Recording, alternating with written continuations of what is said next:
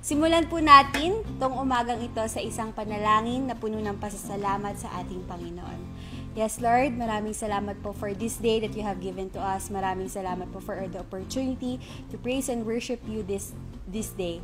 And Lord, ikaw po ang bless sa amin throughout this fellowship, Lord God. And alam niyo po yung laman ng puso at isip namin, Lord God, and we continue to touch our hearts, Lord. In His name we pray. Amen.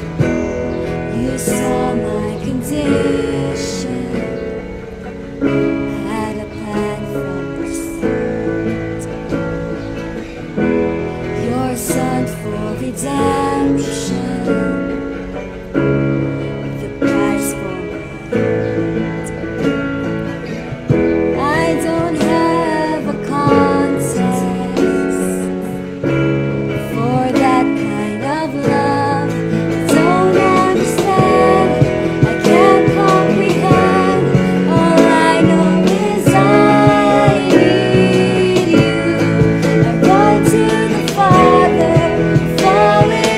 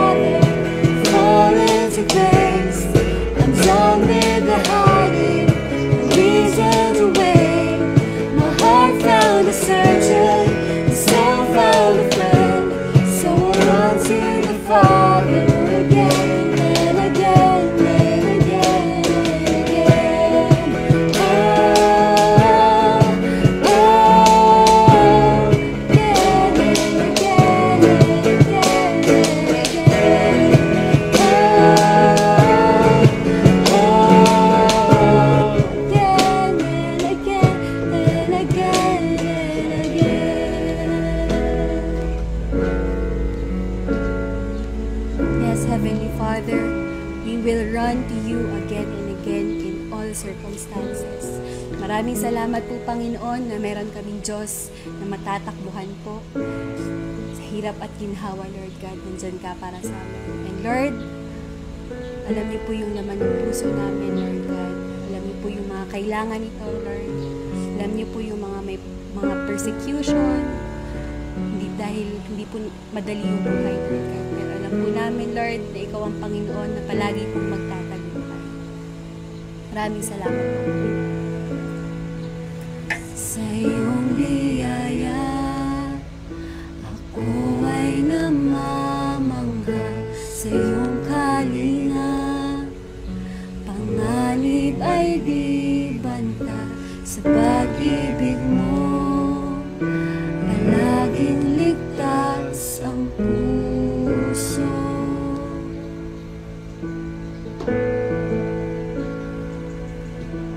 Mangusap ka, lingkod mo'y nakikinig. Sa ingay man, bulong mo'y natatangi. Pag-asa'y ikaw, sa'yo puso ko'y tatahan.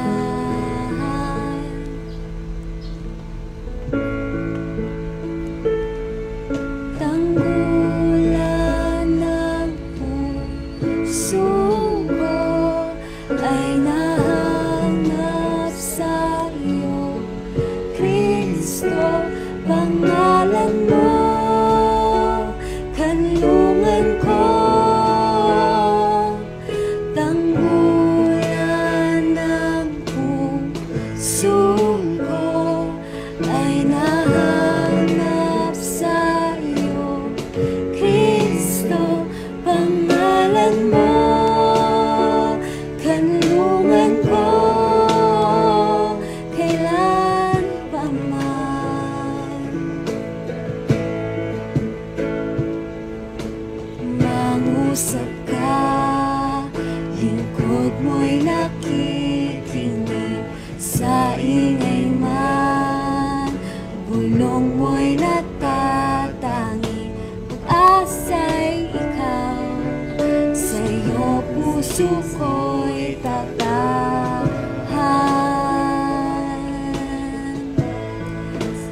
Kailan may di lalayo, ikaw ang kaligtasan ko. Binabalo ng iyong lakas, sa piling mo ako'y ligtas. You are never far away, always reaching out to save my weakness, covered by your strength, and I am found forever safe. Tanggulan ng puso ko ay nahanap sa iyo, Kristo, pangalan mo, kanlungan ko. Tanggulan ng puso ko ay nahanap sa iyo, Kristo, pangalan mo, kanlungan ko, kailan pa man. Magandang umaga po, mga kapatid. Pinupuri natin ang Panginoon sa araw na ito dahil ngayon ay linggo na naman. Kaya nararapat lamang na sabay-sabay natin siyang purihin, pasalamatan at dakilain sa umagang ito. Kaya minsan pa, samahan po ninyo ako sa maikling panalangin ito ng pagpupuri at panalangin para sa Panginoon. Dakilang Ama na nasa langit, sa pangalan ng inyong anak na si Jesus, pinupuri ka namin, pinapasalamatan ka namin sa iyong kadakilaan, sa iyong kabutihan, sa iyong patuloy na pag-iingat at paggabay sa buhay ng bawat isa. Sa araw na ito, Panginoon, dalangin namin, mangusap ka sa buhay ng bawat isa sa amin. Nawa ang salita mo ang siyang maging kalakasan namin. At dalangin namin, Lord, na ikaw ay patuloy na mataas, patuloy na makilala at patuloy na maranasan ng bawat isa. Salamat po sa araw na ito at pinagkakatiwala namin sa inyo ang pagbubulay-bulay namin ng inyong salita. At itong pagsamba namin, Panginoon, naway mabigyan ka namin ng kalwalatian. Ito po ang aming dalangin sa pangalan ng inyong anak na si Jesus. Amen. So sa ngalan po ng Church on the Hill Christian Community, ako po ay taos-pusong nagpapasalamat sa inyo sa inyong patuloy na pagtangkilik sa ating ministry online. At sa umagang ito, ipagpapatuloy po natin yung ating series about Overcomer. Kasi yun po yung plano at kalooban ng Diyos sa buhay ng bawat isa sa atin na tayong lahat ay maging mananagumpay, lalong-lalo na sa mga atake ng kalaban sa ating mga buhay. So, every day we are confronted with different kinds of temptations. Araw-araw po yan. Meron tayong mga kinakaharap na mga temptations sa ating mga buhay. So sa ngalan po ng Church on the Hill Christian Community, wini-welcome ko po kayo dito sa ating online ministry. Nagpapasalamat po ako sa Panginoon sa pagkakataong ibinibigay niya sa bawat isa sa atin na kahit na tayo ay virtual, pero naipagpapatuloy pa rin po natin yung gawain ng pagsamba sa Panginoon, pagpupuri sa Kanyang pangalan, at pagbubulay-bulay ng Kanyang salita. Dalangin ko sa Panginoon, ito pong ating ginagawang online ministry ay maging pagpapala sa inyong lahat. So, gaya po ng aking nasimula nung buwan ng October, tayo po ay, ang tema po natin is pagiging overcomer. Kasi naniniwala po ako na yan ang kalooban ng Diyos sa buhay ng bawat isa sa atin. Na bawat isa sa atin bilang mga mananampalataya ay maging isang overcomer o mananagumpay. Every day we are confronted with different kinds of temptation. So yung temptation po, it comes from different kinds or different intensity, different form. Pero yung temptation po, isa lang ang layo niyan. Gusto niya tayo ay mahulog dun sa tukso, dun sa temptation na dumarating sa ating mga buhay. Kaya dapat mag-ingat daw po tayo dun sa 4G. Okay? 4G. That is gold, glory, girl, and even sa guy. Mag-ingat po tayo. Yung po kasing gold, symbolize yung money or wealth. Yung glory, sinisignify po nun yung pride. Of course, yung girl. Alam nyo, marami pong nahuhulog sa girl. At hindi po exempted, kahit po sa mga guy, ay marami pong nahuhulog, mga kapatid. Kaya nga, sa umagang ito, patuloy po nating pagbubulay-bulayan yung ating series sa Book of Matthew chapter 4. But before that, let me share with you my short testimony. Alam nyo, meron akong isang temptation na gustong i-share sa inyo. Early this year, nagkaroon ako ng pagkakataon na makabalik sa Amerika. At bago ko umuwi, actually, meron po nag-offer sa akin ng ministry opportunity sa US. Ito po'y masasabi ko na parang irresistible offer. Okay? And very attractive offer. Una-una, yung good salary package, meron pong housing, tapos meron ng instant congregation, Filipino congregation. So, alam nyo, mag-iisip ka talaga eh. Tapos i-compare mo ngayon yung salary dito sa Pilipinas, i-compare mo ngayon yung kalagayan mo dito sa Pilipinas. So parang makapag-iisip ka talaga na ano nga ba? I-take advantage ko ba to? Itong opportunity na to? You know, but there's a catch. Okay? There's a catch. Yes, it is an urgent request. Okay? An instant offer na ibinigay sa'yo, no? So, I have to decide right away. Kasi urgent nga po. And ang catch nito, I have to be away with my family here in the Philippines. So, kailangan kong mag-migrate sa Amerika. At, I have to leave my ministry here in the Philippines. Yun po yung catch doon na kailangan kong gawin as soon as possible. To be honest with you, brothers and sisters, for 2 to 3 weeks, I wrestle with God in prayer. Kasi, yung pong opportunity ay parang napakaganda. At parang, kung iisipin po ninyo, very attractive nga po, no? Parang may nagbubulong sa akin na yung akin namang gagawin ay ministry din. Okay. Meron lang konting compromise na gagawin. Sa tingin ko naman mukhang okay naman. Wala namang ganong problema. Sabi sa akin, so inassure ako na wala namang magiging problema. So, parang binubulong sa akin ng kalaban na all I need to do is sacrifice a little. Magsasakripisyo lang ako konti. Konting panahon na sakripisyo lang. Anyway, yung pong appeal for ministry, di ba yun naman ang gusto ko, na mag-minister sa mga tao, yun ang training mo, cross-cultural ministry, at doon ay maaari kang magkaroon ng opportunity na talagang mag-shine ka at maging fruitful yung ministry. Para akong katulad ng ating Panginoong Kristo na dinala ka dun sa very high mountain. No? Yung minsan kapag yung temptation dumarating sa buhay ng bawat isa sa atin, dadaling ka dun sa high places. Katulad ng ating Panginoon, no? Dinala siya ng Diablo to the high places.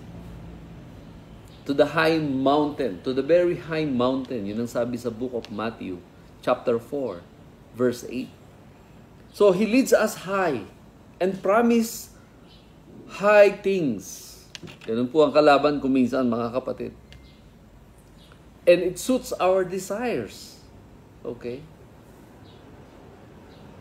But it will end up to our downfall. I'm trying to imagine kung nag-yield po ako dun sa temptation na yun, na nasilaw ka dun sa dollars, nasilaw ka dun sa instant promotion, instant congregation, instant sabihin natin promotion. Talagay ko po, baka patay na ako ngayon dahil yun nga po, bigla pong pumutok yung COVID sa Amerika at hindi ko po ma-imagine kung ano magiging buhay ko kung nag-yield po ako dun sa temptation na yun. But thanks be to God. Marami pong nag-pray para sa akin. Marami nagpayo. At salamat po at nasumpungan ko yung kalooban ng Diyos. So, kinuwento ko lamang po yan. Hindi po ako nagyayabang. Pero yun nga po, isang pagkakataon yan sa buhay ko na dumating yan na parang very appealing. No? Na kung saan instant. Sabi natin, instant success, instant promotion, instant popularity. Pero may price tag, mga kapatid. May kapalit. Kaya nga po, sa umagang ito, mga kapatid, patuloy nating pagbubulay-bulayan yung sinasabi dito sa Book of Matthew, chapter 4, verse 8 hanggang verse 11. Sabi dito sa Matthew chapter 4, verse 8 to 11, again, the devil took him to a very high mountain and showed him all the kingdoms of the world and their glory. And he said to him, all these things I will give you if you fall down and worship me. Then Jesus said to him, go, Satan, for it is written, you shall worship the Lord your God and serve him only. Then the devil left him, and behold, angels came and began to minister to him. Dito po sa kwentong ito, makikita natin, nag-change ng location si Jesus at saka yung devil kung saan siya tutuksohin, no?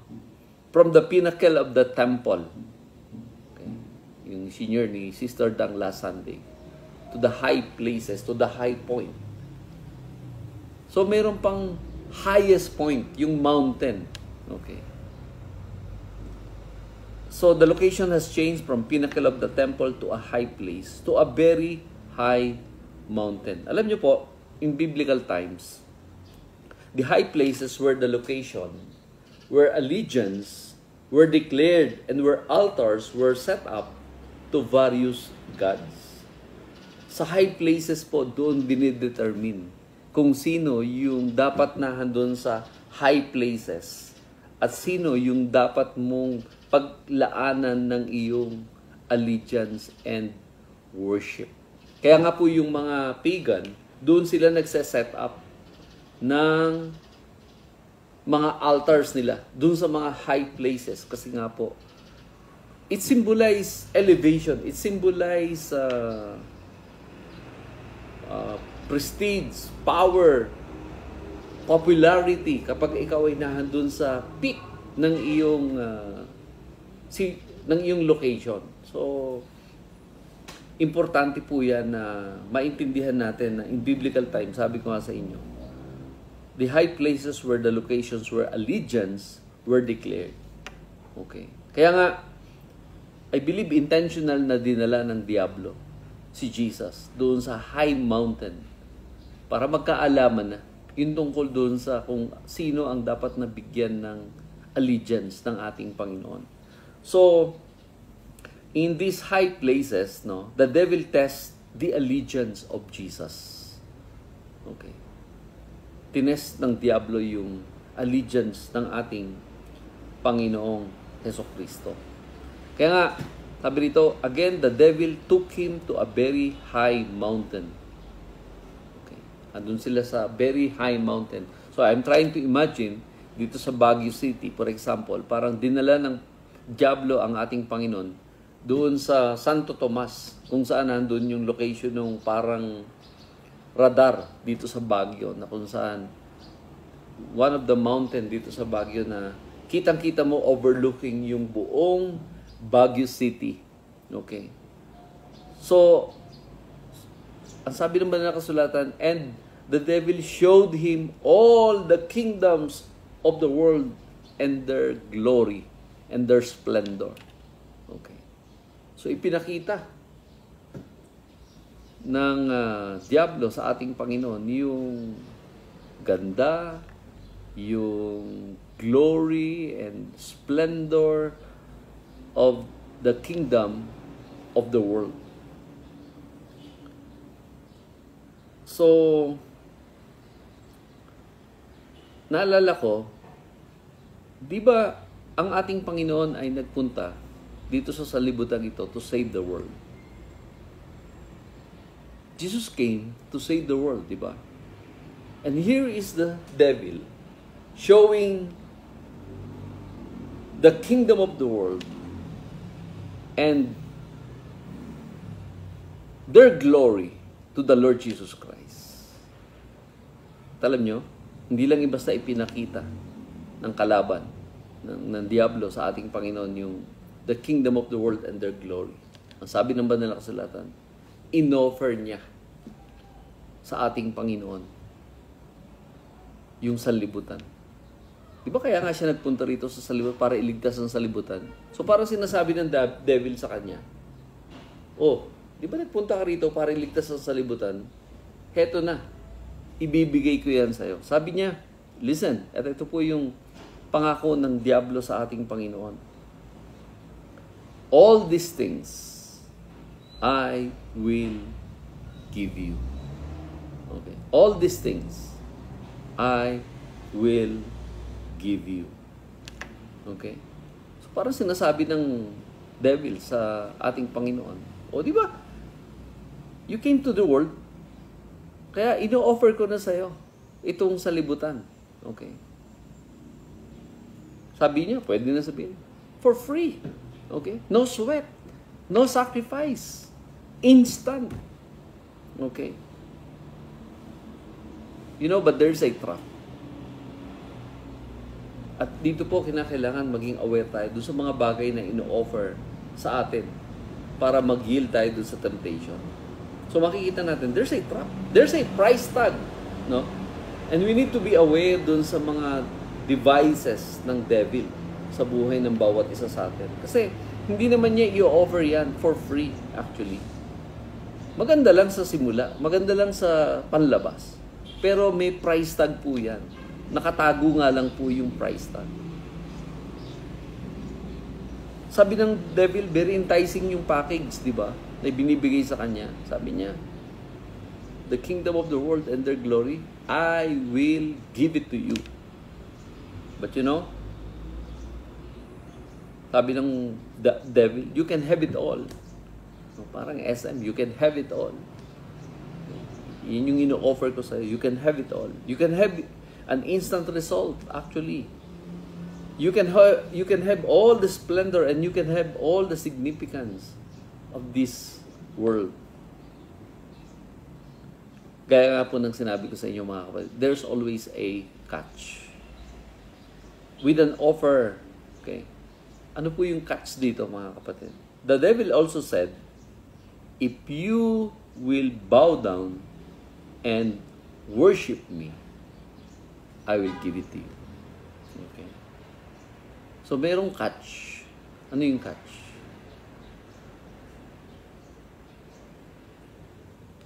You will bow down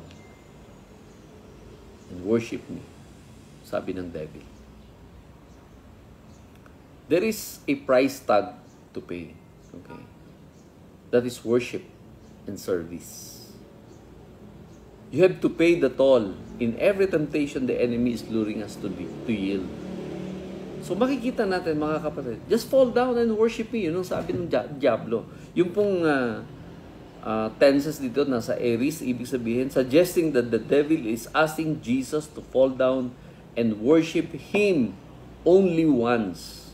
No lifelong commitment required. Minsan lang, you just fall down and worship me. Pero, alam nyo, hindi ka pwede makipag-bargain sa kalaban. You cannot play with the enemy. Because nga po, yung enemy natin is the father of lies. Okay? He's the prince of this world, yes. And he is also the father of lies. So, hindi ka dapat talaga magtiwala sa kanyang mga enticement. In fact, kung babalikan po natin yung kasaysayan, mga kapatid, from the first moment of creation, the enemy has been lying to us, okay, and deceiving us. He tricked kings, yung rulers, yung mga priests, yung prophets, his servants, even the common people. From the very beginning, yan yung kanyang strategy, yun yung kanyang style. When we fall into his trap, okay, we limit our effectiveness here on earth. So yun po yung gustong gawin ng kalaban sa buhay ng ating Panginoong Jesucristo, no? Mahulog siya dun sa trap. Na sabi lang naman niya, just fall down and worship me. Minsan mo lang naman niyang gagawin. Okay. One time lang naman. Narinig niyo po ba yung mga ganyang enticement? Minsan lang naman natin gagawin to eh. Okay. And nothing will change, no? And no one will know, actually. Kasi parang sa conversation ng ating Panginoon, tsaka ng Diyos, sila lang naman ang naroroon to the very high mountain. So, no one will know. It is between us. Narinig niyo po ba yung mga ganyang enticement sa inyong mga buhay? Na kapag dumarating sa atin yung mga temptation na ganyan, na sasabihin nga sa atin, one time lang naman, wala namang magbabago, ginagawa naman ito ng marami, o kaya, no one will know. Alam nyo, mag-iingat po tayo. Kasi nga po, ito na nga po yung mga temptation na maaaring dumating sa ating mga buhay. Ilang beses na po tayong binigyan ng babala ng salita ng Diyos against the love of the world. Sa banal na kasulatan po, maliwanag na sinasabi na mag-ingat tayo sa pagmamahal natin sa sanlibutan ito. Because because of its pleasures, no? Yung dinudulot nito na it suits with our sinful nature. It's profit. May pakinabang, merong gantimpala kapag ginawa mo ito. Merong mabuting may dudulot daw ito sa iyo. And it's praise. Kapag ginawa mo to, sikat ka. You know, sa umagang ito, patuloy po tayong binibigyan ng babala ng salita ng Diyos na maging maingat po tayo dun sa tinatawag na devil's trap. Okay, devil's trap. Pagka ito po ay magre-resulta nung tinatawag na instant results. Yung shortcut nga. Okay. So parang katulad sa ating Panginoon, no? O di ba na Jesus nagpunta ka rito to save the world? So meron ng instant result. Ito na, ibibigay ko na kagad sa iyo. Yung sanlibutan. The kingdom of the world and their glory. I will give it to you. Yun yung offer.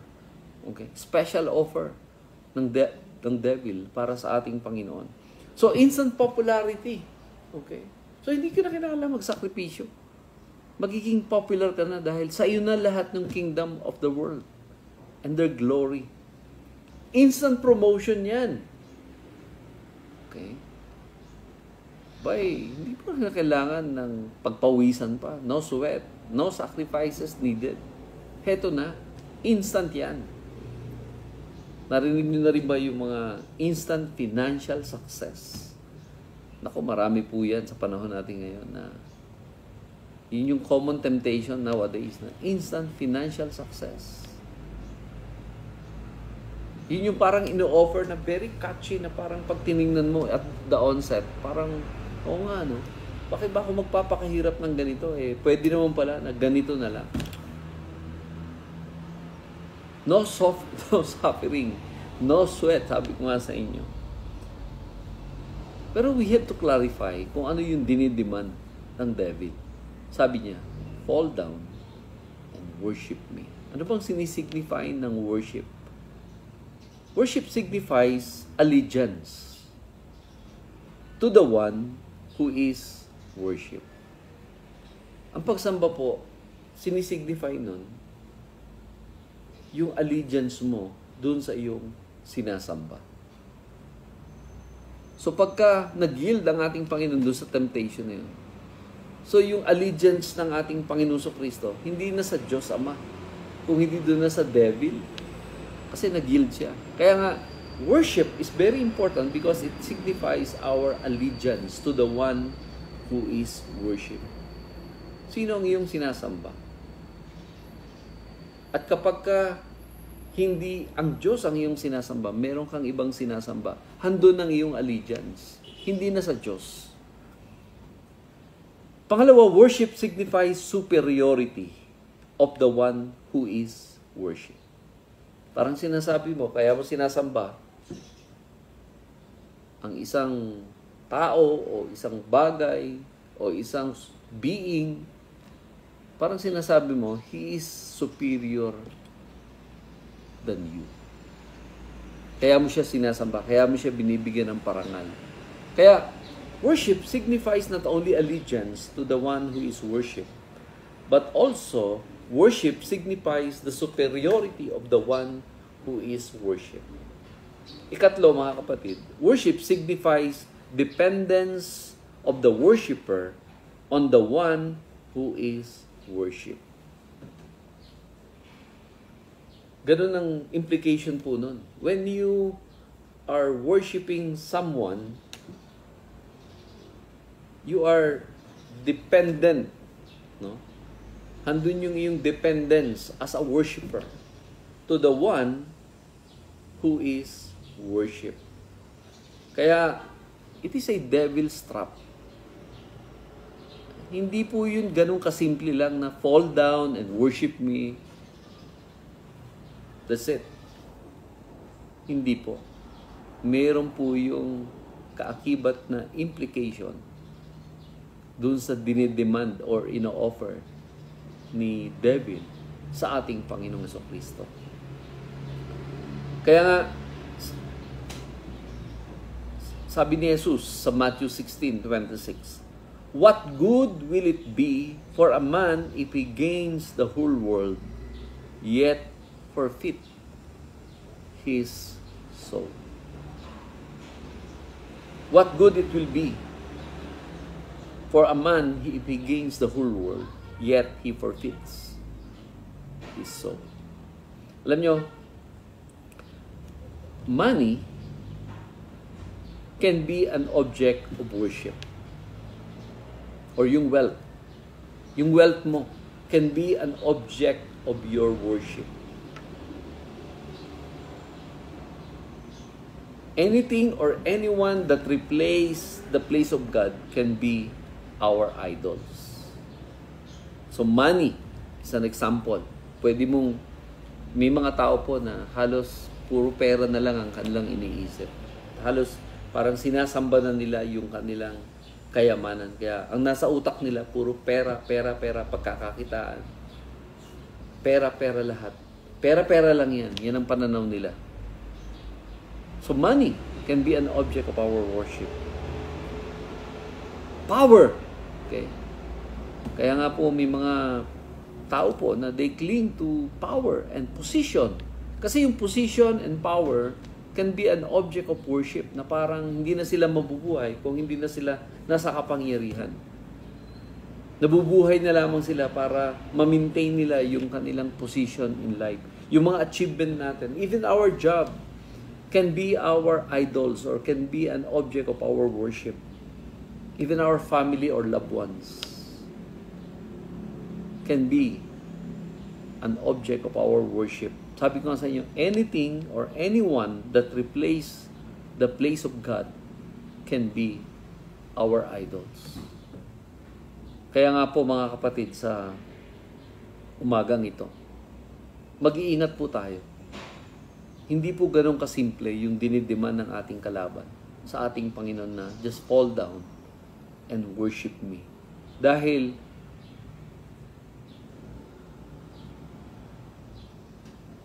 ang hinihingi po ng kalaban ay yung allegiance ng ating Panginoong Kristo.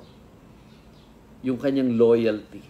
Yung kanyang pinakikita ron yung kanyang superiority. Pinakikita ron yung pagiging dependence ng ating Panginoon sa Kanya kung siya'y magfo-fall down at mag-worship sa ating Panginoong Kristo. So how did Jesus overcome the third temptation? Okay. How did Jesus overcome the third temptation? Number one, mga kapatid, by resisting the work of Satan. By resisting the work of Satan. Diba? He commanded Satan to leave him. Okay. Ano sabi ng Panginoon? He said, okay. He said, "Away from me, Satan." Yun ang sabi ng Panginoon. Away from me, Satan. Go, Satan. Nirebuke niya si Satan. Pinaboy niya si Satan.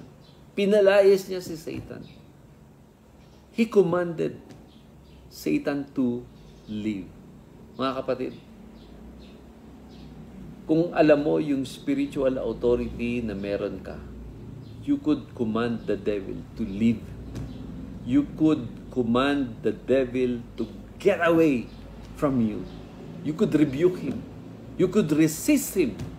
You could resist him and his work in our lives. Katulad ng ginawa ng ating Panginoon. So, hindi niya in-entertain, hindi niya pinagbigyan, hindi niya in-accommodate si Satan, kundi pinalayas niya. Mga kapatid, don't play with the devil. Okay? Don't play with the devil. He is real. Okay? Kung hindi kayo naniniwala that he is real, sorry for you.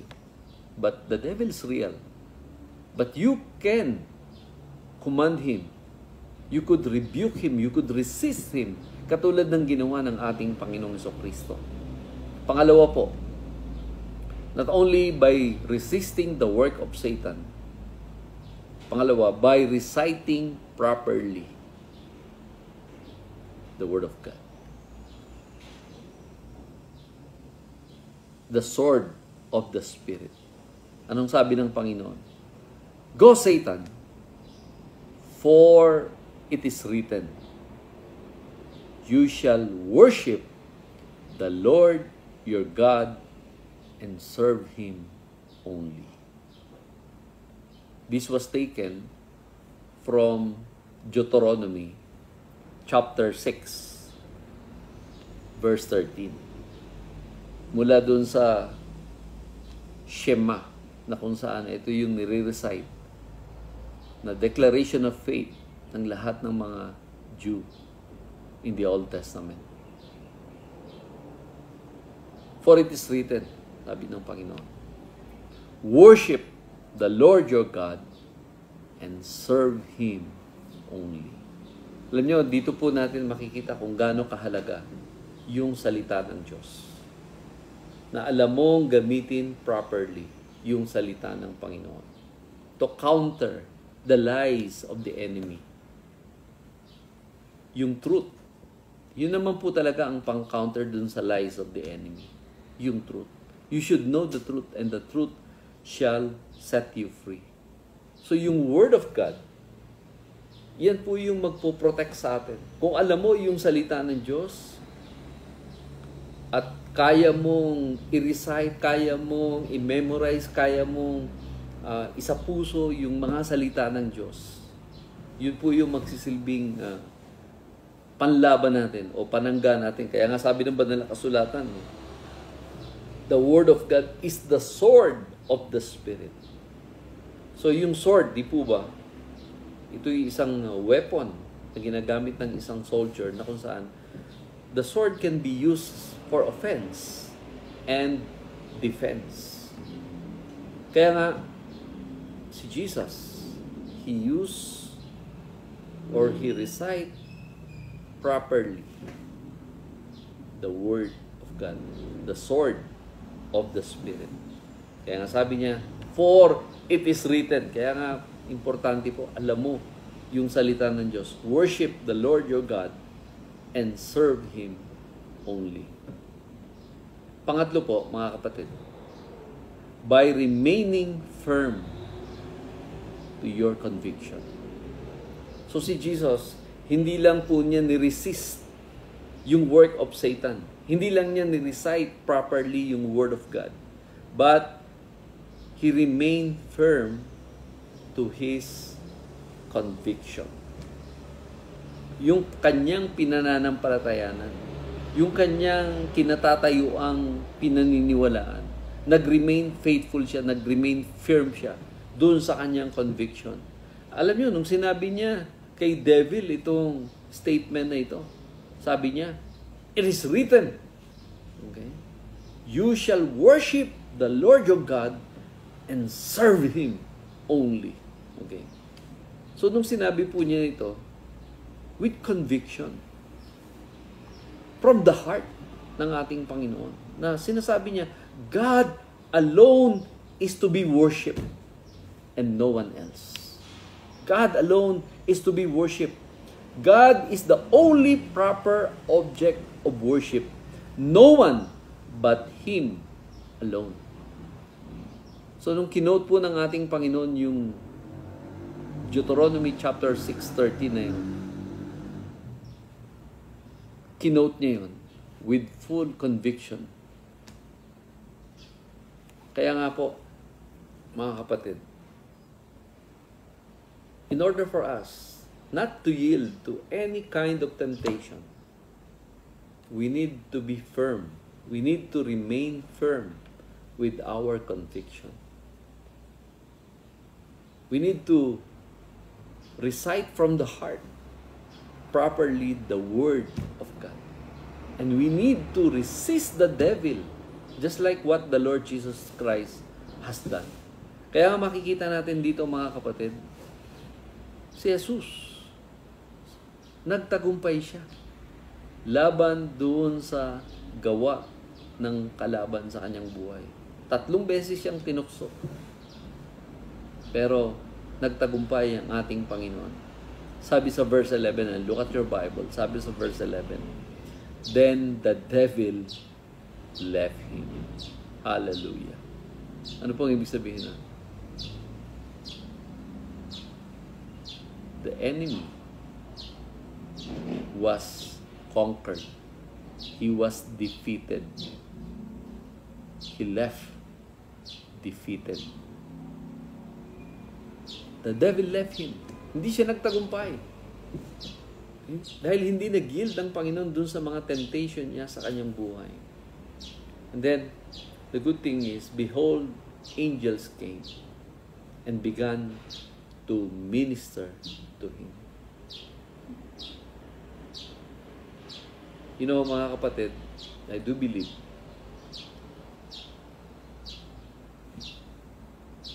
andyan yung mga angels ng Panginoon to comfort us, to strengthen us, to minister to us. Especially kung tayo po ay naging overcomer doon sa mga temptations sa buhay ng bawat isa sa atin.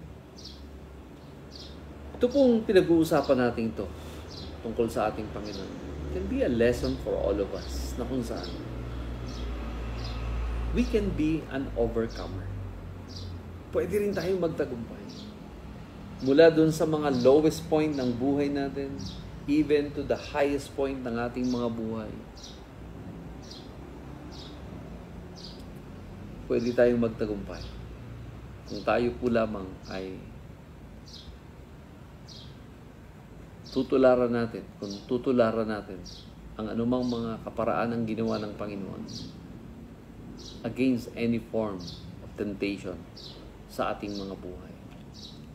Let me encourage you, brothers and sisters. Kaya nga po napakahalaga rito, una yung salita ng Diyos. Na siyang magiging sandata natin laban sa anumang uri ng pandaraya, panlililang, kasinungalingan ng ating kalaban. Huwag po tayo magpapadaya. Kaya nga po, hinahamon ko po ang bawat isa na sana'y patuloy nating alamin ang kanyang mga salita. At hayaan natin ang salita ng Diyos ang siyang bumago sa ating mga buhay at pagkatao. And I believe with all my heart, kung alam mo ang salita ng Diyos, magiging matatag ka. Kung alam mo ang salita ng Diyos, ito ang panlaban mo, laban sa anumang gawa ng ating kalaban.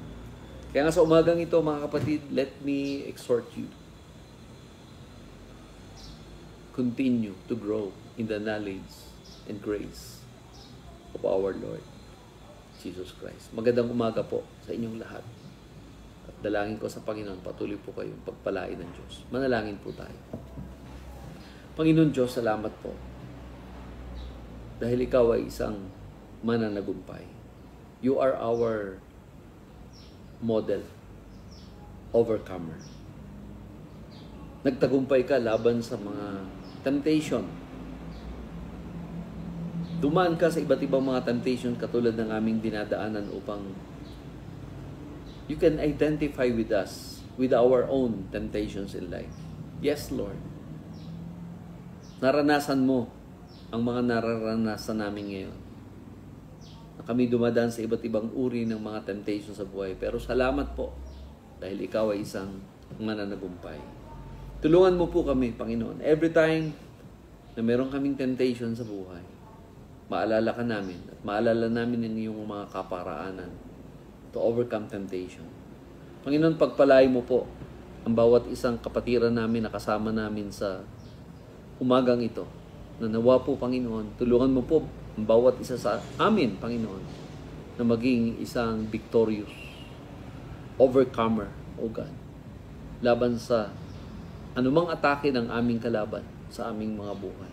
Na hindi kami mag-yield, hindi kami mag-surrender sa Kanya, kundi we will going to resist Him. We will going to recite properly the Word of God and we will remain firm with our conviction. Panginoon, pagpalain mo po ang bawat isa. At sa umagang ito, Panginoon, patuloy niyo pong ingatan ang bawat isa, hindi lamang sa temptation, even sa mga mabibigat na pagsubok, even sa mga karamdaman, Panginoon. May your special covering and protection be upon each and every one na kasama namin sa umagang ito, sa pananambahang ito. Panginoon, dinggin mo po ang panalangin ng bawat isa. Nawa, Panginoon, patuloy ka mag-minister sa buhay ng bawat isa sa amin. Salamat po for your manifest presence sa buhay ng bawat isa. Kaya nga, Panginoon, pinupuri ka namin, pinapasalamatan ka namin, dinadakila ka namin, Panginoon, sa aming mga buhay. Ito po ang aming dalangin sa pangalan ni Jesus. Lahat tayo magsabi ng Amen. Magandang umaga po sa inyong lahat. Naway ingatan kayo at pagpalain ng ating Panginoon Diyos.